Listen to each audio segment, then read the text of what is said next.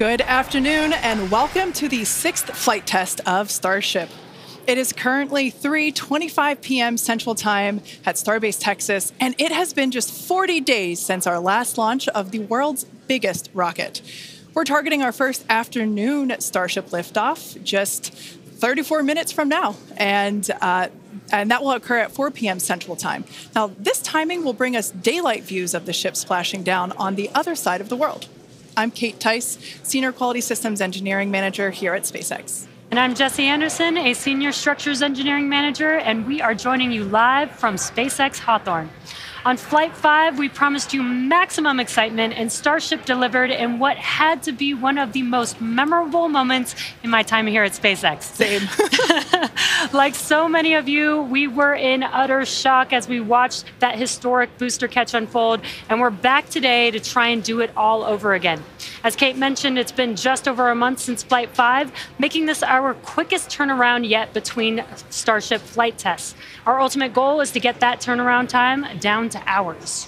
Following Flight 5, the SpaceX team went to work, immediately implementing lessons learned into the vehicle and tower's hardware and software systems for Flight 6. This is what rapid iteration looks like. We gather real data from these test flights and turn around and fly again as soon as possible. This is the process that is bringing us the rapidly reusable Starship that will soon be taking us to the Moon and Mars. Flight 5 proved that we can safely bring the booster back to the launch tower, which is a key factor in driving rapid reusability, and land ship with a high-precision splashdown in the Indian Ocean. We'll be taking you through today's test objectives in just a moment, but first, let's check in with Dan, who is on the ground just a few miles from the pad at Starbase with the best views. How's it going, Dan? Hey, Jesse, it's going fantastic. I got a couple hundred of my best friends out here ready to watch this launch and hopefully another catch today. But welcome everybody back to Starbase for another Starship launch. I'm Dan Hewitt. Got Launch Control Center right behind me, tower just about 6 miles over that shoulder. It has been a pretty quiet countdown. Not a lot of chatter on the loops right now as we are into prop load, and we are counting down to the very top of our window at 4 p.m. Central Time, so just about 32 minutes from now. Right now, the range is projected to be clear by then. We've got our assets out there making sure land, air, sea, everything around the launch pad and then our flight path are clear before we give the final go to liftoff today. We got through the weather poll. Everything was looking great. A little breezy today, but well within our constraints for both launch and catch criteria. And as you can tell, we're loading propellant onboard the vehicle. You can see those white frost lines starting to tick up as we're putting the cryogenic, the liquid methane, and liquid oxygen out to both of those vehicles. The ship prop load started at about T-minus 49 minutes, and then the booster followed just a couple minutes after at about T-minus 41. We're almost halfway full on ship, just about a third on booster. Those are both going to continue until we're about 3 minutes, 20 seconds before liftoff on ship. And then the booster is going to close out at about 2 minutes and 50 seconds. So we pretty much are loading up right to that last possible minute, keeping it as dense and cold as possible, and then getting off the launch pad. The countdown startup sequence, everything will look very familiar if you watched Flight 5, assuming you did. But you're going to see the engines start to ignite at about 3 seconds before liftoff. They're going to start up in 3 different groups. First, those center 13, then 15 of that outer ring, and then those final 5, bringing all 33 Raptors online. After that, we'll see about a second later, and then it'll lift off, so a couple seconds from first light until motion. As usual, we can hold at T-minus 40 seconds if we have any last-minute issues to clear, anything with the range, anything that triggers on the vehicle. And if we pass T-minus 10 seconds, the deflector fires, and then we scrub, then we're done for the day for at least 24 hours. But weather is fantastic, light breeze, no clouds in the sky, not tracking any hardware constraints to launch today. If we're not able to get off the pad, though, we've got opportunities throughout the week, could be 24 to 48 hours later.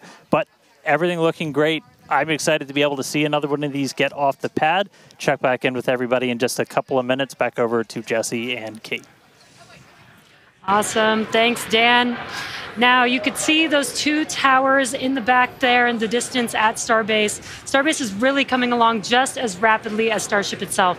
That second launch tower will be coming online next year, and it will allow us to increase our flight cadence and test even more frequently. And just a few kilometers away from the 2 towers, our cutting-edge 1 million square foot star factory is nearing completion with the goal of producing hundreds of ships a year.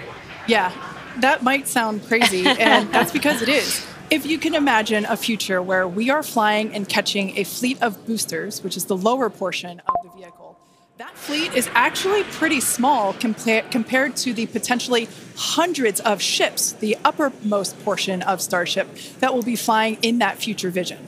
Yeah, exactly, Kate. Those ships will be staying in space for long-duration missions to go to the moon or Mars, or become tankers for refueling, or any number of other uses. But the boosters will come back and turn around to launch the next ship.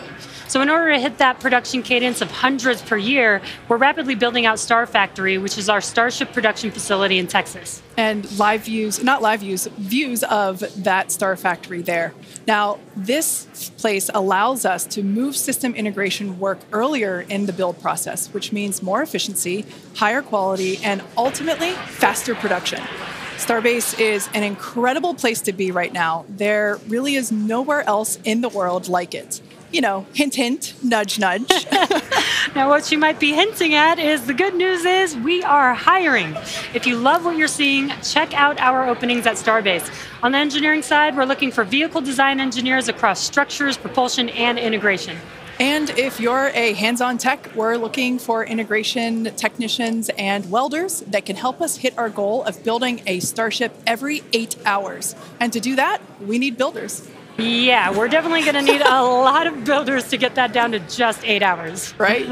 Now, beyond that, in order to keep Starbase growing, we have all kinds of roles, from baristas to HVAC technicians to EMTs. So chances are, if you're looking, we have a place for you. Visit spacex.com/careers to see all of our openings. Every role is critical to the future of Starship. With Starbase growing faster than ever, we can't do it without you. This place is where our future is being built, and that is a future that we are all very excited about. All right, let's dive deeper into the inner workings of Starship and learn more about this flying skyscraper. Starship features two major parts, the ship, which has 6 Raptor engines, and the Super Heavy booster, which has 33 Raptor engines. Now, just like flights 1 through 5, the current iteration of Starship is an experimental vehicle flying for development. And with a few planned upgrades, Starship will have 3 times the thrust of Saturn V at 10,000 metric tons of thrust, plus the added benefit of full reusability. Starship 2 will be capable of carrying more than 100 tons to orbit, and Starship 3 will be able to lift more than 200 tons to orbit. Now, the amount of mass we're able to launch per rocket is crucial to creating a self-sustaining city on Mars. Exactly. And speaking of launch mass, we should probably acknowledge the elephant, banana in the room, and our today's secret payload. Okay, so 2 things here. The first is, remember on Flight 5, we had a giant Mechazilla decal where the banana is today. And there you can see that on your screen. Now, that decal is 3 feet tall, which might be hard to tell looking at it on the ship right there, which is why we have a full-scale reproduction of that decal here with us so that you can see the size compared to humans. Yeah, it is bigger than you think it is. Like Jesse said, it's 3 feet high, and this is full scale, just like the one that was on Flight 5. Now, it is hard to follow Mechazilla, but I do have one better. Bananas have been used for quick visual comparisons for quite some time, and our teammates thought it was time to bring the venerated yellow fruit to Starship. Today, we're flying Starship's first ever physical payload, which is, as you might have guessed, is a banana. That's a live view inside Starship, and if you look closely, you can see our stuffed banana payload, which is doubling as today's zero gravity or zero-G indicator. And while this payload will remain inside the vehicle at all times and will not be deployed today, it did give us a chance to do a test run of payload approval processes with the FAA. And that's something that we're hoping to do next year if we start flying our first Starlink satellites on Starship. Godspeed, banana. Some additional size for context, you can see on your screen a Starlink Mini next to a banana for scale. And to get an even better sense of how big Starship is, let's take the average size banana next to the average size human, which is about 2 meters high. Towering over our average human is the length of the Millennium Falcon, which comes in at 35 meters. Our Falcon 9 rocket with the payload fairing attached is double the size of the Millennium Falcon at 70 meters, and nearly twice the size of that is the fully integrated Starship at 121 meters tall. The ship is about 50 meters, and the Super Heavy booster alone stands 71 meters tall. And we do have plans to make the ship and booster even taller in the future. And yeah, it might be hard to imagine that because it's pretty big already. Now, Starship's first stage has a diameter roughly 2.5 times that of Falcon 9, and as you can see on your screen, with 33 much larger Raptor engines. I love this view. This is looking up at the aft end of Starship there at the engine bay. Now, moving up the rocket, the ship features 6 Raptor engines, 3 sea levels and 3 vacuum engines, which are optimized to operate in the vacuum of space. The ship is designed for vertical takeoff and landing on any hard surface, like the surface of the moon, for example. This ship is also outfitted with 4 flaps to help aerodynamically control the vehicle's attitude during atmospheric flight and enable a precision landing. To reach full reusability, the ship must survive re-entry not just once, but multiple times. It took the teams at SpaceX about 3 years to develop the heat shield on Starship, and development for improvements is still ongoing. The ship's heat shield is composed of thousands of hexagonal ceramic tiles designed to insulate the vehicle during atmospheric entry, where temperatures can be as high as 2,600 degrees Fahrenheit or over 1,400 degrees Celsius. The tiles are something we iterate on every flight test as we build towards a heat shield requiring no refurbishment between flights to unlock rapid reuse. And the teams have actually already begun testing the heat shield tiles in environments simulating Mars atmospheric entry conditions, which we'll see more of in just a few minutes. You know, slightly different than coming back to Earth. Just slightly different. And in between the first and second stages is our hot stage, which we saw in action on flights 2, 3, 4, and 5. So let's recap that last flight to understand what we accomplished and how that's changing for today's flight. On October 13th, Starship successfully lifted off at 7:25 a.m. Central Time from Starbase, Texas. A gorgeous sunrise ascent that was fairly quickly followed by the hot stage separation maneuver, which we see here, as well as on multiple previous Starship flights. The booster then performed a flip maneuver, boost back burn, and then we jettisoned that hot stage, which you see there. The booster then performed its boost back burn, which brought it back on a trajectory to the launch tower, back to the Gulf Coast.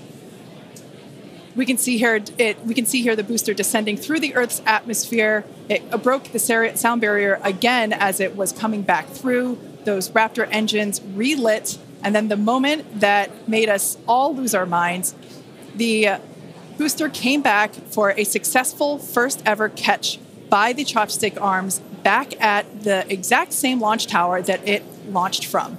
It was insane. As you can see, we all went bananas. And you did too, probably. Thousands of distinct vehicle and pad criteria had to be met, and thanks to the tireless work of the entire Starship team, we succeeded on that first attempt. And while that all was happening, ship was continuing to coast towards the Indian Ocean. It executed an excellent coast, made its way down through re-entry, relit its engines, did that flip maneuver, relit its engines for landing burn, and then splashed down into the Indian Ocean. Now that whole flight test concluded, that splashdown 1 hour, 5 minutes, and 40 seconds after launch. Starship's 5th flight test was one of our most ambitious yet, and as we work to demonstrate techniques fundamental to Starship and Super Heavy's fully and rapidly reusable design. And I think I speak for all of us when I say that seeing the catch for the first time was an extraordinary moment for the entire SpaceX team. We've seen a lot of wild firsts here, but that was truly an epic moment in time. Yeah, we're not forgetting that anytime soon. Certainly one in the history books. Now, today's mission profile is very similar to Flight 5, but there are some differences that we've incorporated as we prepare for future reuse. About 20 minutes from now, Super Heavy will ignite its 33 Raptor engines and lift off from Starbase. About 2.5 minutes into flight, the booster will separate from the ship in a hot stage separation, and we've seen that occur on multiple flights, including Flight 2, 3, 4, and 5. About 2 seconds after that burns, we'll jettison that hot stage. The booster will perform its flip and boost back maneuver. And we will once again look to return the booster to the launch site for a catch by the tower's chopstick arms. And once again, we will only attempt that if both the booster and tower are healthy after launch. We were successful last time, but we should emphasize that this process is still very new. And this is still just a test, so success is very far from guaranteed today. It's always a possibility that we'll lose the vehicle. It's a contingency that we always plan for. Yeah, exactly. Now, while the booster is doing its job, the ship's 6 engines will remain lit for a few minutes before shutting down and then going into the coast phase. The ship will coast for a total of about 40 minutes or so, reaching a peak altitude of approximately 213 kilometers. Now, one additional objective for this flight during coast is an in-space burn using one of ship's Raptor engines. Doing a burn while in space will build confidence that we can do deorbit burns, which is a key capability for upcoming orbital missions. Now, after the coast phase, the ship will attempt a controlled re-entry, and if ship makes it all the way down, we'll once again perform a flip and landing burn before splashing down in the Indian Ocean. Yeah. Now, there are some notable changes to our entry plans for this flight, and they will intentionally push the ship to, and very likely beyond, its limits. This includes several thermal protection upgrades and operational changes as we prepare for future ship catch and reuse. Today's flight test will also test new secondary thermal protection materials, and entire sections of the heat shield has actually been removed in certain areas. And on top of all of that, we're going to fly the ship at an aggressive angle of attack once it's moving slower than the speed of sound. Now, this means we'll be flying nose down instead of our usual belly flap orientation during final descent. This will no doubt stress the limits of the flap's ability to maintain control, but it will be a chance to get real flight data on what our limits actually are. So, to put it as bluntly as possible, do not be surprised if this is not a smooth flight to splashdown today. We are intentionally looking for how far we can push and discover the vehicle's true limits as we plan for future ship return and catch. And even though ship recovery is not expected today, the telemetry and data we receive all the way to the end is what we're looking for and what will help us get to a rapidly reusable Starship of the future. Now, just like Flight 5, one of our objectives for Flight 6 is attempting to return the booster to the launch site to be caught by the tower.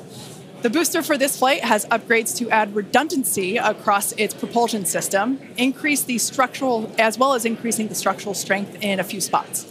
We've also implemented a few changes across both ship and tower to try and speed up the post-catch timeline. Returning vehicles to the launch site leverages the same hardware that we use for stacking ahead of flight, making our infrastructure multi-purpose. And in order for us to achieve that rapid reusability that we keep talking about, we need a quick turnaround. And you can't get much faster than returning the launch vehicle right back there to where it needs to launch from again. Exactly. In this video, you can see our original render of booster catch alongside the actual footage of catch from Flight 5. This video is just mind-blowing to see the predicted versus reality. And just like the last flight for today's booster catch, there are thousands of criteria that need to be met in order to proceed with catch. Automated checks have to indicate we have a healthy booster and a healthy tower, and the flight director must issue a manual command which is informed by manual checks from the flight control team. If this command is not sent prior to the completion of the boost back burn, or if automated health checks show unacceptable conditions with Super Heavy or the tower, the booster will default to a trajectory that takes it to a landing burn and soft splashdown in the Gulf of Mexico. I remember when we first heard the call out that tower was go for catch on Flight 5, and wow, I still get goosebumps when I think about that moment. Now, for today's test, just like Flight 5, we're only going to catch if everything on the booster and the tower checks out after launch. As always, we accept no compromises when it comes to the safety of the public and our team. And so to that end, the area around the pad and the flight path are cleared in advance. A lot of things have to go right in order to line up the booster catch. So if all criteria is met, we will attempt the catch, but there is a chance that we may not. Either way, we'll be getting tons of in-flight data, which is extremely valuable. Exactly. That first catch was pretty epic, though. So, like you, we'll be keeping our hopes high to see another one this afternoon. Now, Dan, you got to see it in person last time. Are you mentally prepared for a possible round two? I mean, probably not. That was pretty hands down the coolest thing I've ever seen, and the fact that we're going to do that every time now breaks my brain a little bit, but it was absolutely incredible. One of the unique aspects with Super Heavy coming back is it does generate a sonic boom. This is something commonly associated with reusable spacecraft. It's coming in faster than the speed of sound and then slowing down. It creates that pressure wave that builds up, and then when it reaches you on the ground, that rapid change in pressure is that quick thunderclap sound that you hear. Now, generally, the only effect is that thunderclap sound, but if you're not expecting it, it's definitely going to get your attention, and we were able to hear it last time. The impact of, or how loud it is, changes pretty dramatically. And in this video, you can see as we were descending, and there was kind of that quick triple pop that you heard. Now, that was picked up from closer to the pad. Most people at our distance and further away, you're only going to hear one or two as they're happening kind of so on top of each other that it might just sound like one big bang. But as I said, that's something that's only associated with spacecraft being reused. We hear it with Falcon 9. We heard it during Shuttle, and looking forward to hopefully hearing it today. Just a quick status check, though. We're about 85% full on ship, almost 2/3 of the way full on booster, continuing to count down about 13.5 minutes, a little under that, until we lift off today. But still looking good. I'll check back in with you guys in a few minutes. Back over to Jesse and Kate. Thanks, Dan. Yeah, I think Dan said it really well when it really does hurt the brain to think that this is going to be the norm, that this is just the beginning. Every one of these flights is a step closer to a fully operational Starship that will take us beyond Earth orbit. And with our pace of rapid iteration here, the Moon and Mars are not nearly as far in the future as you may think. In fact, we're planning to send Starships to Mars as soon as 2026. Which is when the next Mars transfer window opens, which is under 2 years from now. Now, you might be familiar with the Starlink logo, which you see there on your screen. It's an iconic representation of the Mars transfer orbit, also called the Hohmann transfer orbit. This transfer window, or the time between the time when Earth and Mars are closest to each other, opens every 26 months and is only open for about 2 to 3 months at a time for a vehicle with Starship's power. Lining up a launch to Mars is similar to how we launch to the International Space Station, where we time the launches to match the station's orbit. If we didn't do this, we would need more propellant and more time to get there. So the first opportunity we have to fly Starships to Mars, we plan to go for it. These first flight tests to Mars will be uncrewed and will test the reliability of landing in tech. If those landings go well, the first crewed flights will soon follow after that. Right now, our flight tests are focused on proving out reusability of both Super Heavy and Starship. In 2025, we'll continue that focus while also potentially flying our first Starlink missions and demonstrate capabilities central to our role in taking astronauts to the Moon as part of NASA's Artemis program. Starship will be used to land astronauts on the lunar surface on NASA's Artemis 3 mission, which will put the first humans on the Moon since 1972. One key capability will be the ability to refuel Starship on orbit, which you can see there on your screen, with a Starship prop tanker docked with a fuel depot. Next year, we're planning to test this capability by launching 2 Starships and having them meet up to transfer tons of cryogenic propellants.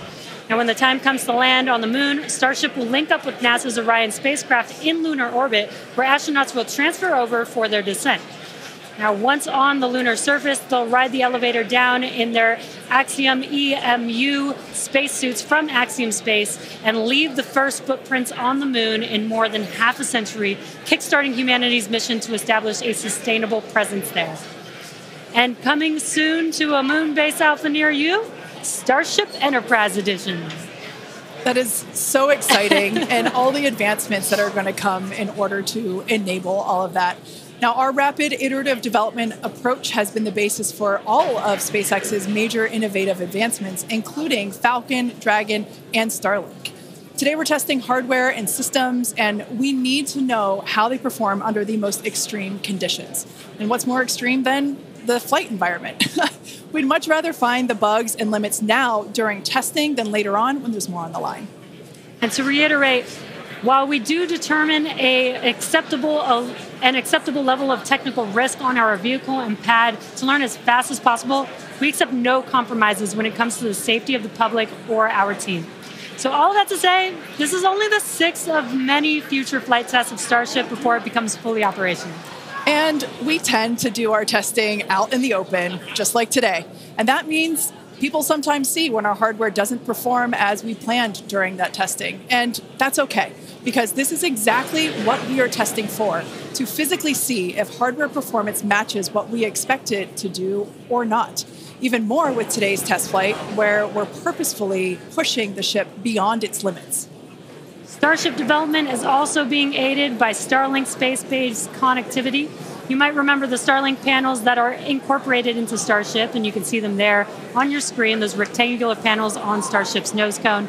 Starlink brings us the epic views in space and on re-entry, and also helps deliver us critical flight data engineers need to continue development. Yeah, Starlink continues to help us push the limits in space in the short term by providing great views and real-time data on our next few flights, particularly through re-entry, which spaceflight veterans know that is historically a period of blackout for all communications within spaceflight.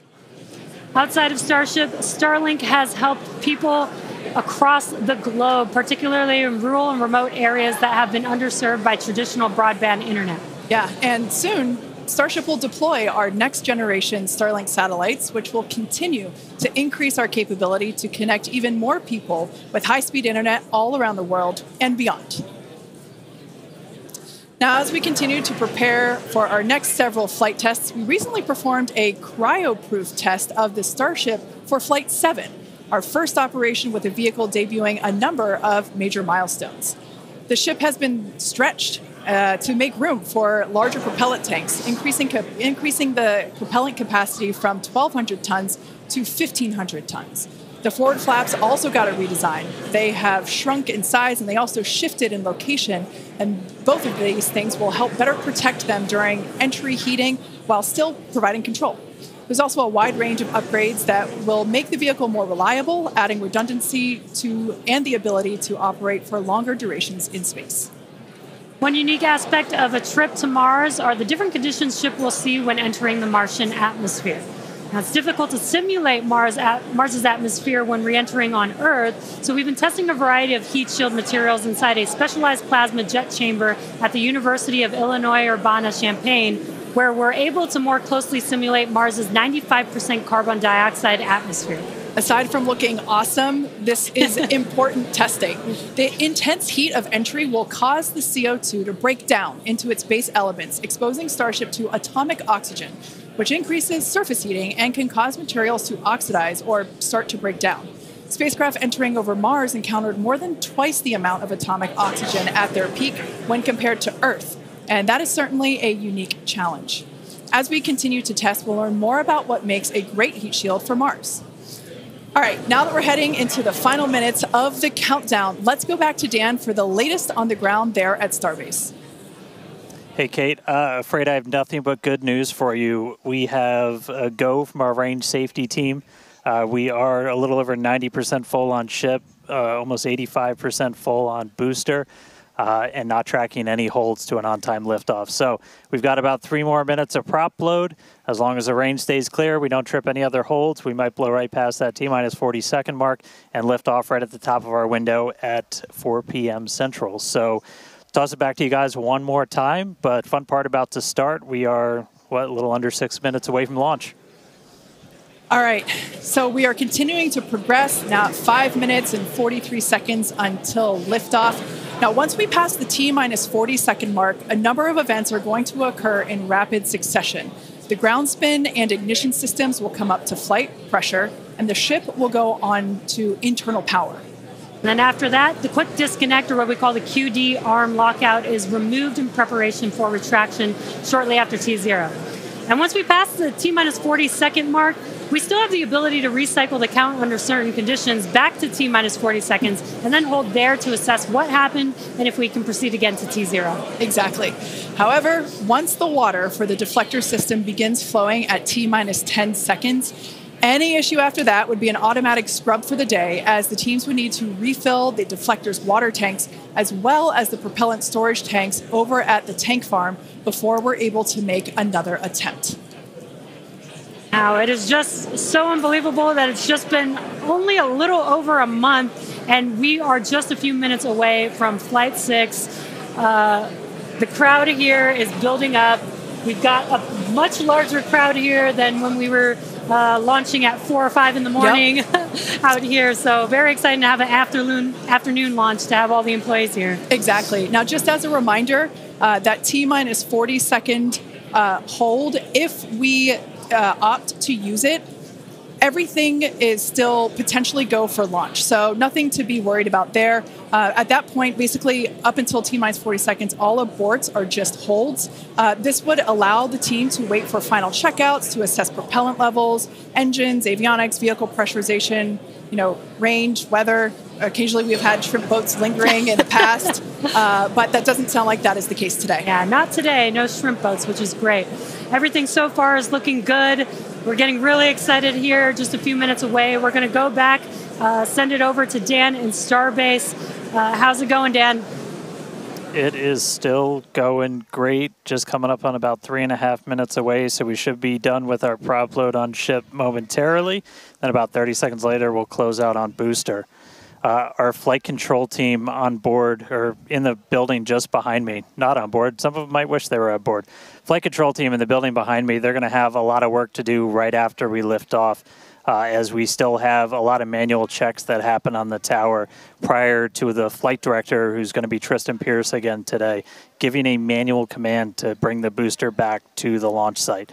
And the tower did just incredibly well on the last flight. We didn't lose any of our required redundancy for a catch, and so we're hoping to see that again today. A lot of the team, really putting armor on the tower, making all of those things work, played a huge role in making that catch possible, and looking forward to hopefully seeing that happen again. And of course, sending our first payload to space. You can see the banana. It's very tightly secured, but I assure you it does have some room to float around. So once we're in a zero-gravity environment, we should see our first Starship zero-gravity indicator putting on a little bit of a show. And that's looking right in. That's where we're going to have Starlinks. That's our PEZ deployer, so getting its ride to space. So coming up on about 2.5 minutes, we are closing out on all of our prop load. Just heard that our fill drains are starting to close, so that means we're no longer going to be flowing propellant into the booster and the ship. We're going to do what's called pushbacks. So all of that propellant in the ground systems is going to get pushed back to the tanks, clear out everything around the pad right before we light those 33 engines and take off. Just quick reminder, you're going to see fire start at the bottom. You're going to see the deflector start at about 10 seconds before launch. Lots of water to help dissipate all that heat, all that sound. And then the engine starting up in 3 different groups. And then about a second after T0, we should see liftoff. About 2.5 minutes into the flight, a little bit longer, we'll see hot staging. And that's when we're going to be listening really close on those loops to see if we're going to be bringing the booster back for a catch today. Do always want to caution, it's never a guarantee. We've done this once. We'll see if we do it again. We're only going to do it if the booster and the tower are looking really good before we attempt to bring it back here. But coming up on a minute, not tracking any holds on the board right now. So as long as we don't have any last second things, which do happen. All right, flight director just confirmed T-minus 1 minute.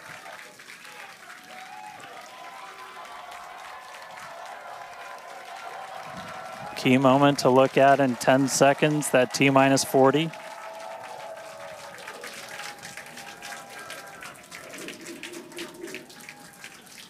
And we flew right through that.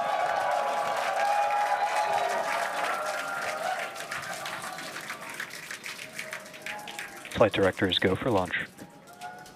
All right, we're now T-minus 20 seconds until liftoff of Starship Flight 6. This will mark our second attempt to catch the Super Heavy booster at the launch tower, as well as 10, 9, 8, 7, 6, 5, 4, 3, 2, 1.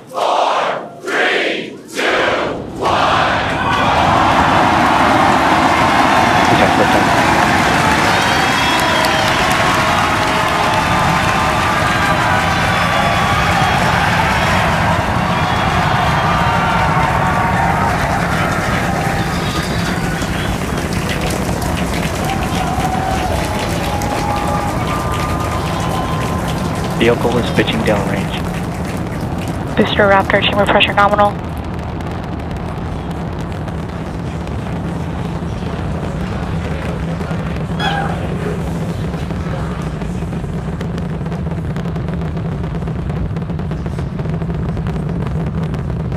Booster and ship, avionics, power, and telemetry nominal.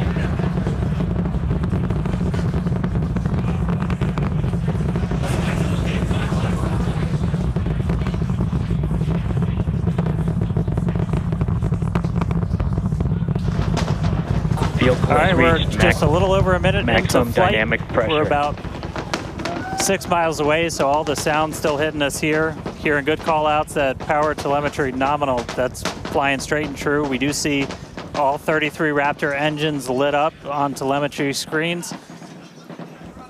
At this point, we've passed through that point of maximum aerodynamic pressure, that max Q. Now, coming up in just a little over a minute from now is going to be hot staging. So we're going to see the 6 engines on the ship ignite while still attached to the booster. Just before that, we'll see all but 3 center engines on the booster shut down. In what we call MECO, it's most engines cut off instead of main engine. And so while we continue to watch it go up, a lot of our flight controllers looking at all the systems around the tower. Again, we have to send a manual command. Just about 30 seconds away from hot staging.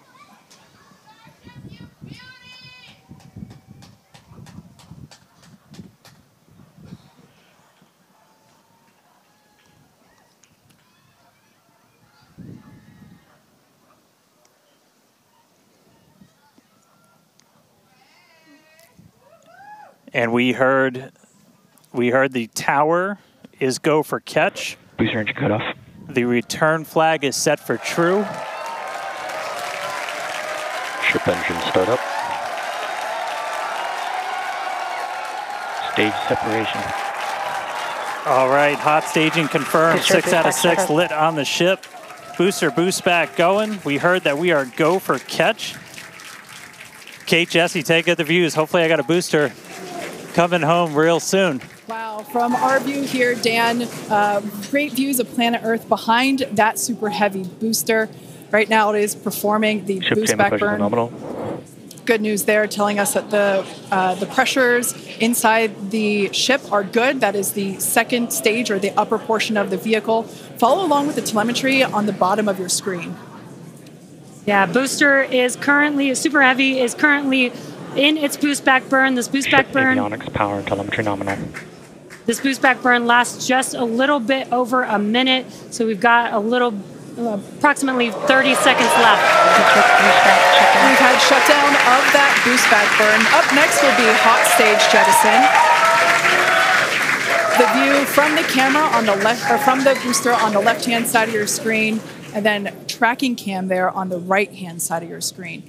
We'll see those grid fins. Booster offshore divert. And we can also see that the hot stage has been jettisoned. Yes, visual confirmation of that there on your screen, which is great. Now the next... Starship is following a nominal trajectory. The next step for booster is going into that landing burn. Again, it'll light up 13 of those engines and then pare down to 3 engines right before booster catch. All right, now just real quick, we did hear the call out, booster offshore divert. Unfortunately, that means that we are no-go for the catch. As we said before, both the tower and the vehicle, as well as the operators on console, have been actively evaluating the commit criteria for that return to the launch tower. And unfortunately, we did not have a pass on those commit criteria. So we are no-go for tower catch. And we did mention that we're constantly evaluating the criteria for catch. There's a lot of things that need to go well in order to line that up. Unfortunately, today we will forego booster catch today. But what you're seeing on your screen is ship currently making its way towards the Indian Ocean, still looking good so far. Exactly. So views there of the booster on the left-hand side of your screen, views of the ship on the right-hand side of your screen. Now, we said before that it was not guaranteed that we would be able to make a tower catch today. So while we were hoping for it, like we said, it was pretty epic on attempt 1, but the safety of the teams and the public and the pad itself are paramount. So we are accepting no compromises in any of those areas. Exactly, and we're still going to get a lot of good flight data with booster even, but especially with ship. Again, we have an additional objective today to do an in-space relight of a Raptor engine, which again will help us set us up for being able to do deorbit burns, which is Ship chamber pressures are nominal.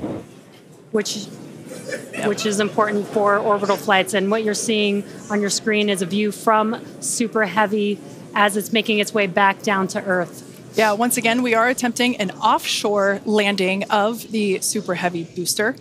So we have seen this before, and it is still very fun to watch, watching it come down for a soft splashdown off the Gulf Coast of Texas.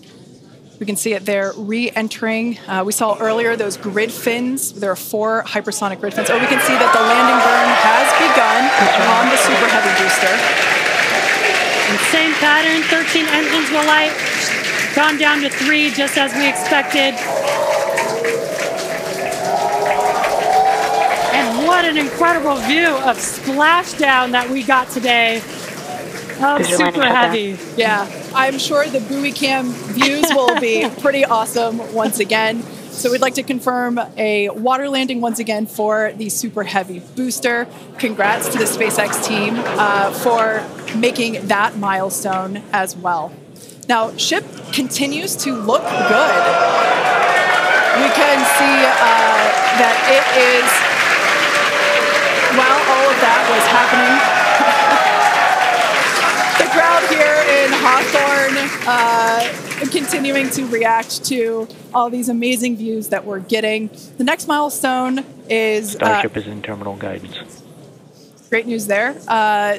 Starship terminal guidance, referring to what we see here on our screen, the upper stage, at about 8 minutes, 35 seconds or so, we have ship engine cutoff, which will be the cutoff of the Raptor engines.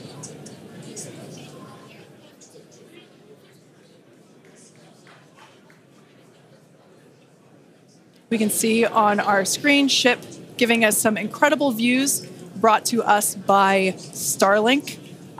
This view is also very interesting because we can see basically the receding tile line that we referred to earlier, where we mentioned we have removed a number of heat shield tiles in order to test out and push the envelope on the ship and demonstrate what its capabilities are. Ship engine cutoff.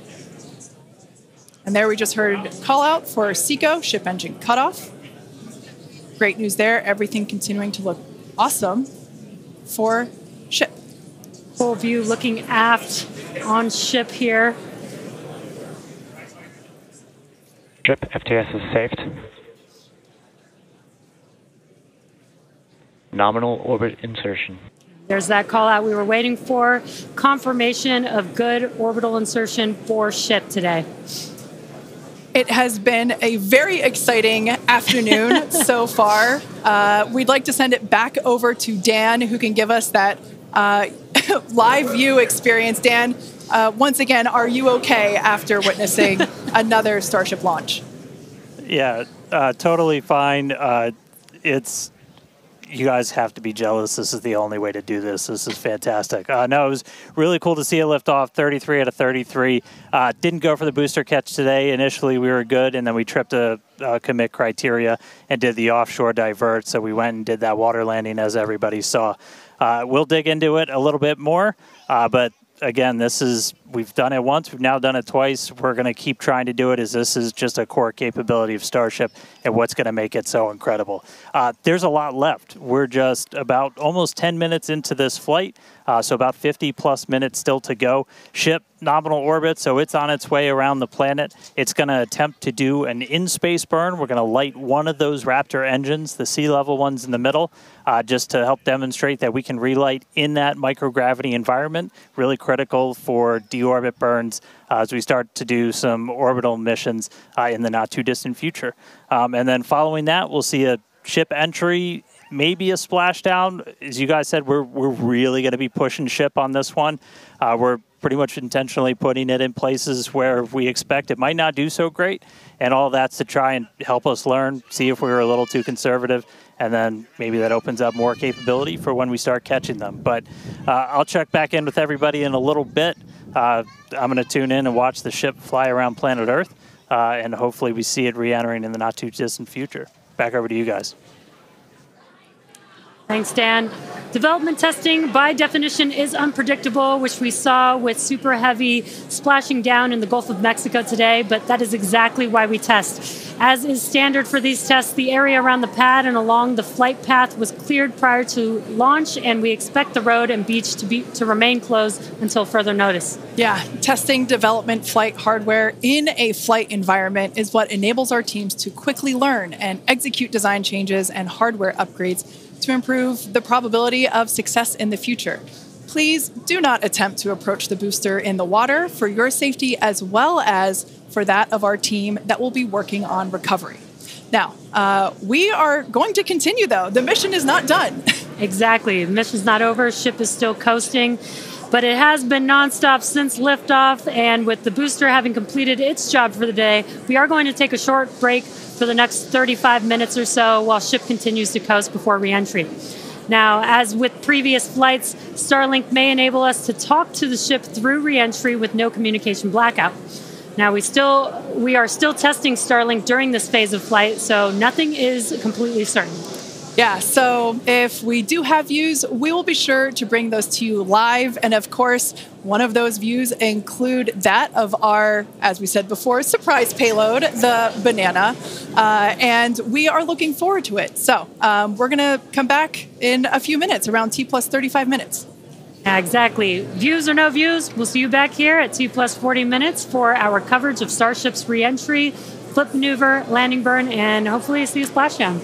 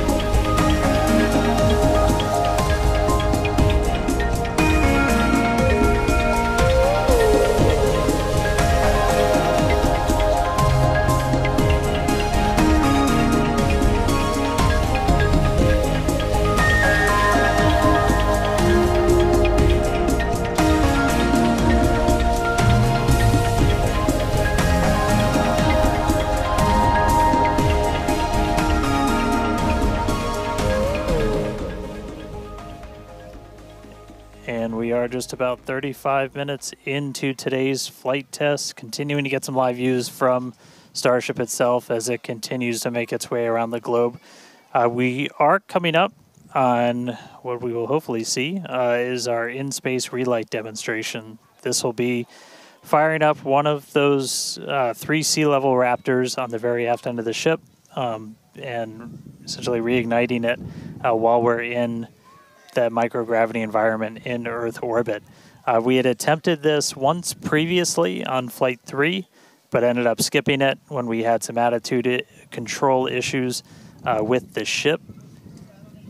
And we are on the dark side of the planet right now, so views are going to be a little bit dark, but hopefully we see some engine light come on as we do this relight test. This is a pretty critical capability for doing deorbit burns.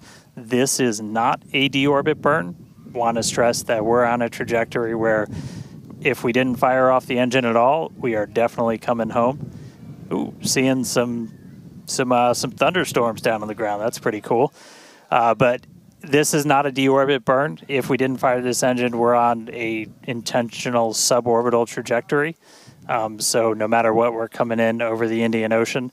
Firing off the engine does change your exact splashdown point a little bit, but we've got this keep out zone across the entire Indian Ocean that we made sure was clear ahead of flight, and we continue to monitor during. But we're going to aim for that and hopefully see this relay test coming on in about a minute. It's just going to be one of these engines, and it uses what's called the header tank, so these small spherical tanks in the very top of Starship up in the nose cone.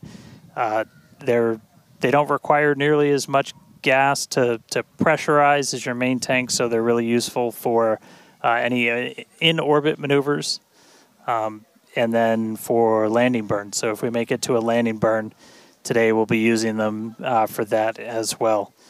So we should be coming up in just about the next minute. It should be under a minute now away from that expected ship burn. And again, we've relit Raptors pretty frequently.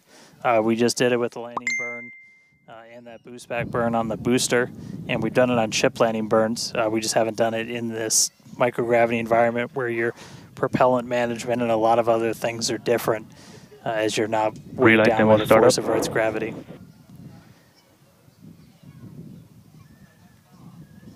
And just heard the call out for startup. There's some light. There's that Raptor relit. And shut down. All right, there you have it. The first time ever lighting a Raptor while in outer space, other than our ascent burn. So really cool to see that relit. That's a pretty critical capability that we're going to need when we're doing orbital missions in the not too distant future. So check another one off. That was a really cool. That was an objective we really wanted to hit on this one, and so good to see ship knock that one out in orbit. But for now, we're going to coast for just a little bit longer, and then it'll be time for ship entry. So we'll get the usual light show as we return from hypersonic velocities. We're just starting to do the entry prep for that, so we're going to get the flaps positioned, and then it's going to start taking the brunt of all of that heat as you're coming in from well in excess of 10,000 miles an hour. That's all going to build up a lot of heat as you're encountering an increasing atmosphere, building up that friction.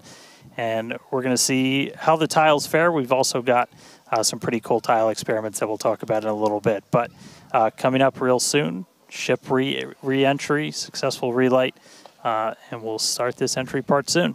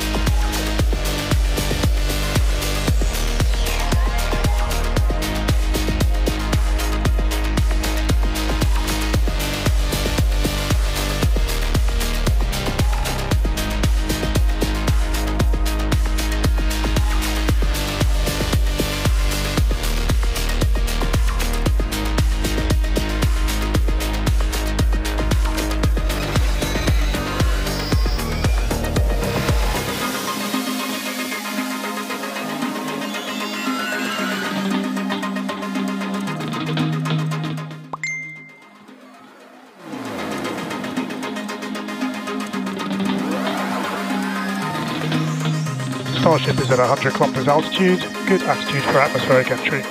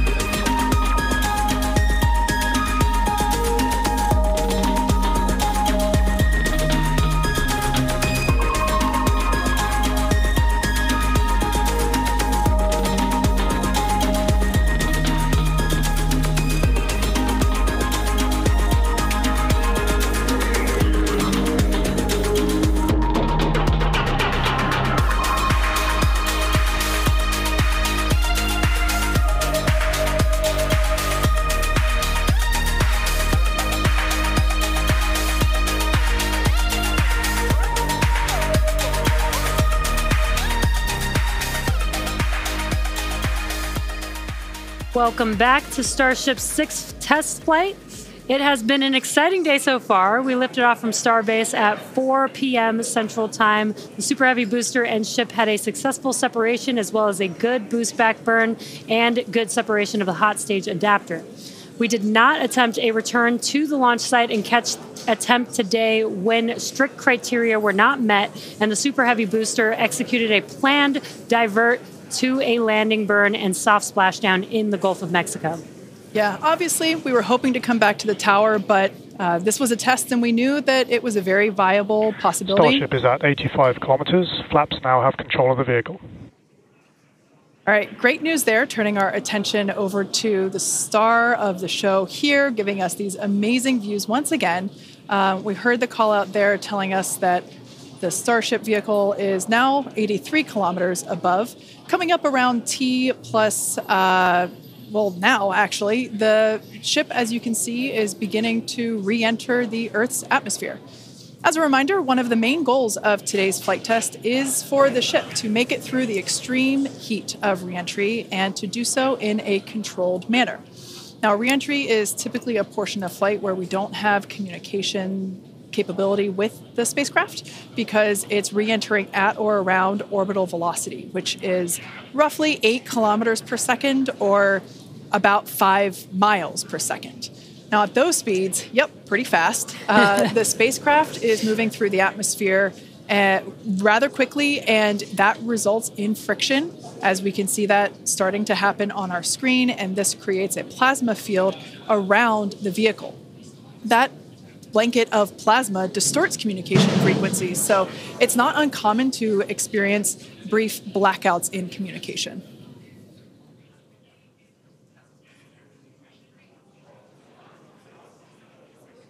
Starship is approaching the peak heating phase of entry.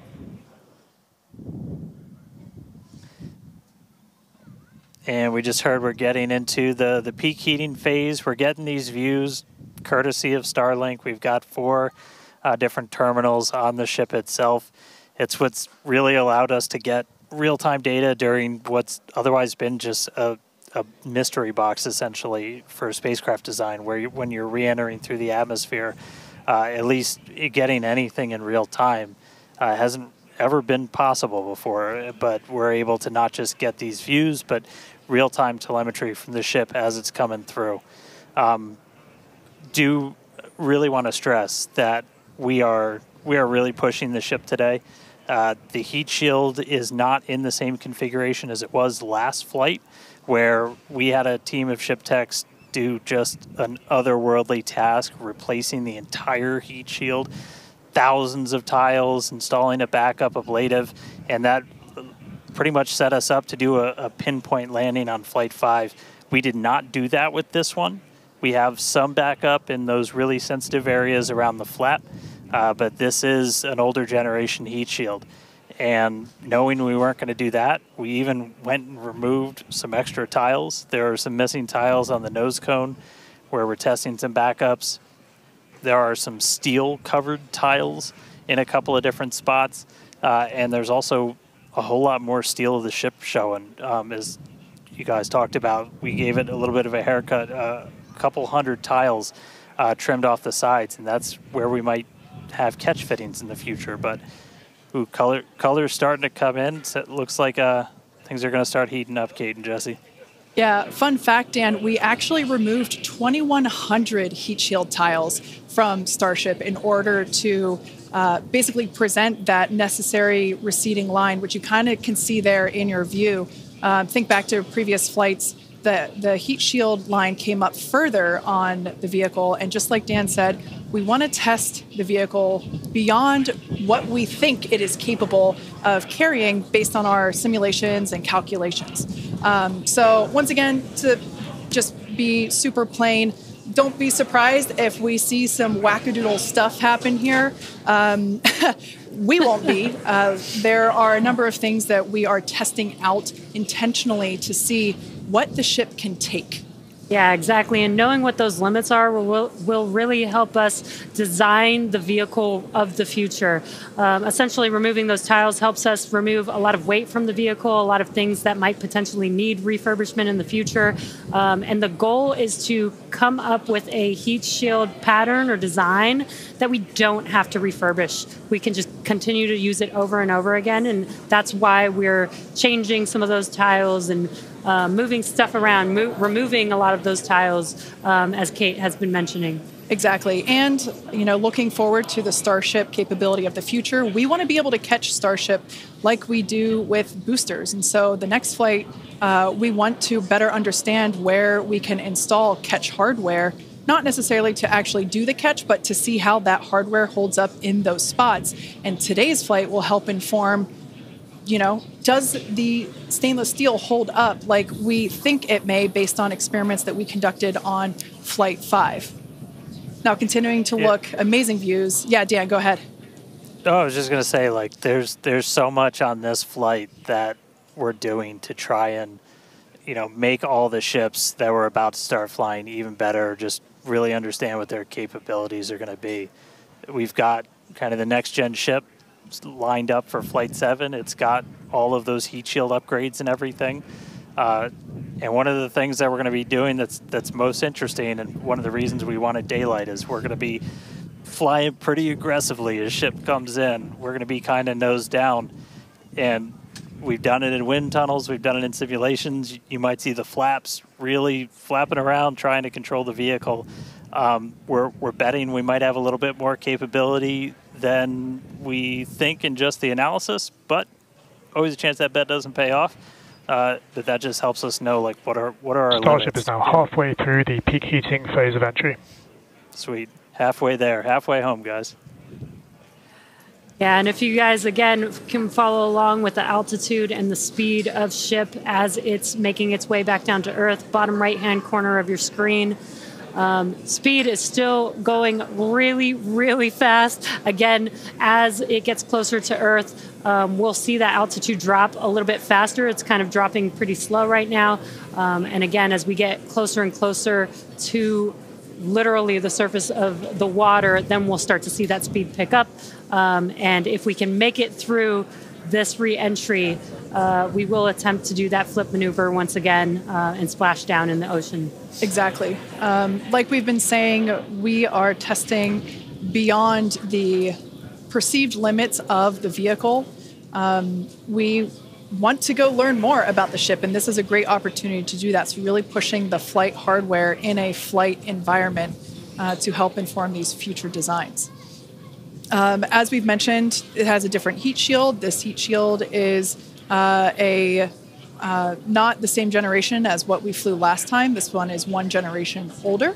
So we are also testing out new secondary thermal protection materials. So basically, like if the heat shield isn't in this one spot, can this other material protect the metal is the thinking there. Also checking of the ship's structural strength in those areas where we're looking to add that ship catch hardware just to see if it survives entry. So yeah, as we've been saying, we've done a lot of calculations and simulations. This view right here is super cool. This is looking out from the aft engine bay, basically at the bottom of Starship. Then on the center left-hand panel, if you will, we have one of the forward Starship flaps, so one of the flaps located at the top of the vehicle. Underneath that is one of the aft end flaps, like the one that we see in the main picture there on the right-hand side of your screen. Now, these views as the vehicle continues to enter the Earth's atmosphere, drawing a crowd once again here at SpaceX in Hawthorne as folks tune in as the mission continues on. Now, the next event that we have coming up, we should hear the call out that the vehicle is transonic around T plus 1 hour and 2 minutes or so.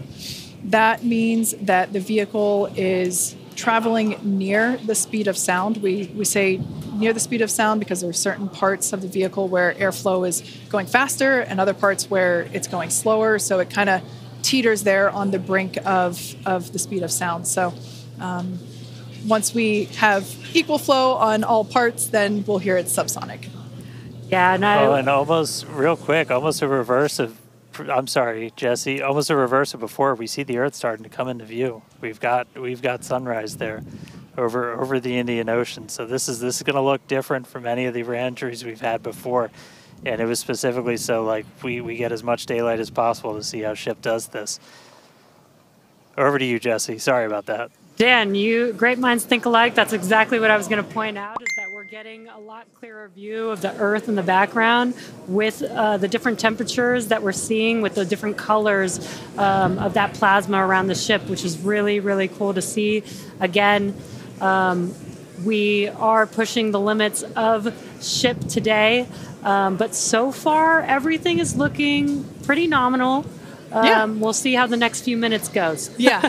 Like we've said before, don't be surprised if this is not entirely smooth sailing all the way down to the ocean's surface. Similar to Flight 5, we are targeting the same splashdown location in the Indian Ocean, but we are not expecting to recover the vehicle. Right, and we were getting some glimpses of the flaps. The flaps so far are looking pretty good. We're not seeing any burn through. There's those flaps again. In that hinge area, which is our most concerning area there. That's great news for us for now. Again, the next few minutes could change as we continuously push those limits.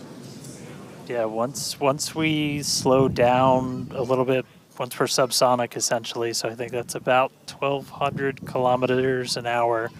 Once we're down below that, that's when we're going to kind of dip our nose down and get that more aggressive angle of attack. Normally we're just belly flop right into the water, pretty much that position. But if we're going to be able to do return to launch sites, we're going to want to be able to fly with a little bit more of an angle of attack, get you a little bit more range as you're coming through. And so this'll be just a test to see quite how far can we push it. And obviously we're going to do these kind of tests way out here in super remote areas before you ever try to bring a ship back to a place like Starbase. Starship remains on a good entry trajectory. External temperatures are coming down. All right, great news there. That tells us that we are through the phase of peak heating. So we are expecting these temperatures to continue to come down. Once again, we are targeting a soft splashdown in the Indian Ocean off the northwest coast of Australia. We can see these beautiful views of planet Earth coming in. Yeah, this is very different, where we had nighttime views of the ship as it was re-entering. And now we've got daylight. It is about an hour or so after sunrise there in the Indian Ocean. So pretty cool to see this. Yeah, and it might not seem like it makes a huge difference, but we do get a little bit more light on ship as well for the camera views that we have, which is very beneficial for us to visually see anything and try and correlate that to any of the sensors or data that we have on the vehicle. Exactly. That is why we shifted our launch window so that we could have that daylight in order to improve our observations of the vehicle. So not only are we getting all the raw data from all the sensors that are on board Starship, but we also have multiple cameras and assets out there that are watching the vehicle and will also be able to tell us with this visual story that is also very, very important. And as we get down a little bit lower, the Raptor engines are in their chill phase right now, so just essentially getting them primed to turn on. We're going to use those 3 center engines to do a landing flip and then a landing burn. So we'll come down kind of in that slightly pointed down belly flop and then fire off those engines to flip us around and then do that final landing burn. That should be coming up in just under 5 minutes from now. And then hopefully we start hearing some call outs on transonic and subsonic as we slow down. Again, once you hear Starship as subsonic, keep a close eye on the flaps. They're going to be working overtime essentially to maintain control of the ship as we get a little more aggressive with this.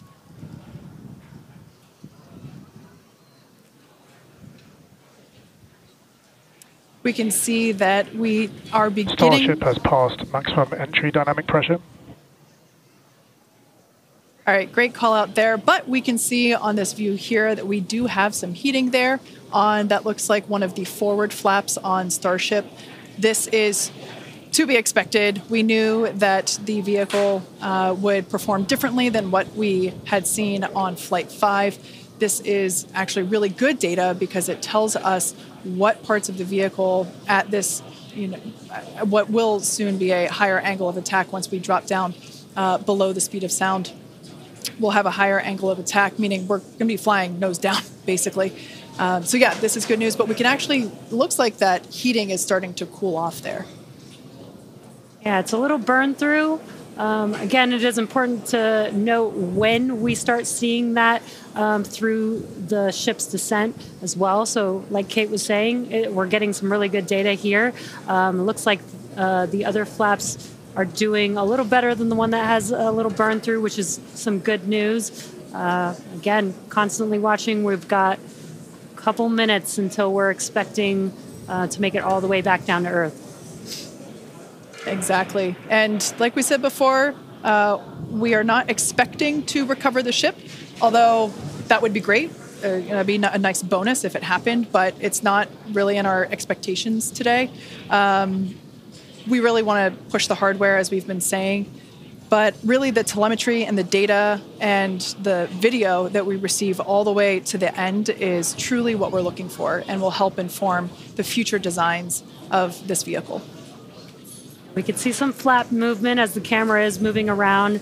That's what you're seeing there is the flaps adjusting. And we have a camera on one of the flaps there this is the view that you're seeing there. And you can also see the graphic in the bottom. Starship is slowing down past Mach 1. And call-outs aligning with this, you can see the orientation of the vehicle starting to change. You can follow that graphic at the bottom of your screen. Again, that is why those flaps are changing. They control the orientation of the vehicle. Yeah, there are 4. Go ahead, Starship Dan. has started the subsonic belly flop, remains on a good trajectory. I was going to say this is when things will start to get a little interesting. So this is when we're moving slower than the speed of sound. You can see that nose slowly start to tip down, and we're going to try and maintain flap control the whole way. But we are just just a couple minutes away from hopefully doing a landing flip and landing burn if the flaps can hold together. Yeah, this is such a cool view. This reminds me of when we first performed the belly flop maneuver on the high altitude test with serial number 8. We saw the ship come back through, and I always wondered what it looked like from the ship's perspective, and this perspective, I think, helps inform that. We will be, as Dan said, we will be dipping down a little further and really be flying nose first. This higher angle of attack, we're intentionally doing it to stress those aft flaps, and that will help inform the limits of flap control in order to collect data for future landing profiles.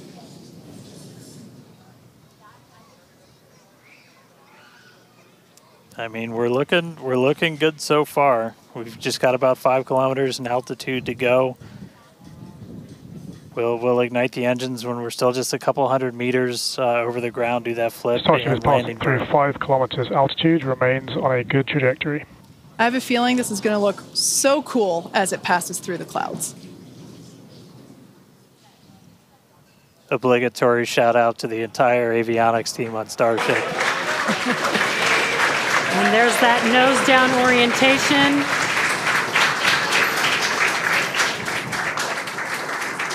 Now the Raptor engines will relight and help flip the booster back up. This is a more severe flip given the orientation.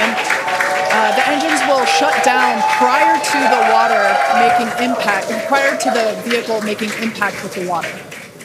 Our ship is doing great so far. There's those engines relighting. What a great reorientation by Starship. Wow. All 3 down to 2 into the water. Starship is landed. Wow. And we have ship splashed down in the Indian Ocean. Some awesome buoy cam action here. Daylight views. Incredible. We really pushed the limits on shipping and made it all the way back down to Earth. I am shocked, to be honest. I think many folks are. The fact that it survived all the way through while flying a lesser gen heat shield is just absolutely incredible. And turns out the vehicle had more capability than our calculations predicted. And that is why we test like we fly. Exactly why we do that. And those views were absolutely incredible to watch. Because of Starlink, we were able to get the views all the way down, as well as the buoys, seeing ship touchdown in daylight. So cool, so cool. Now, we want to, unfortunately, wrap up the show. Yeah, exactly. We'll say congratulations to our teammates at SpaceX and to everyone who supported the Starship program. And thank you to all of our future customers for your support. We'd also like to thank the people of Cameron County, Texas, as well as the Coast Guard, the Federal Aviation Administration, the Government of Mexico, and the Australian Space Agency. Now, be sure to...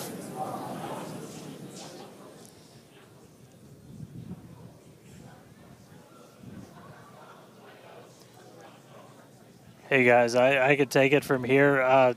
That was just incredible to see that splashdown. As you said, thanks to everybody that took such a huge part in this. Everybody here at Starbase that's worked on this program, just really pouring your lives into it.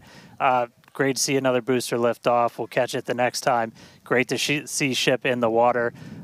New version of ship coming soon, so a lot more exciting launches coming up real soon here from Starbase. But I'll send us out this time. We'll see you guys next time. Awesome. Thanks, Dan. Be sure to follow SpaceX on X for updates and more exciting views that we weren't able to feature on today's broadcast. I'm sure there will be plenty of those.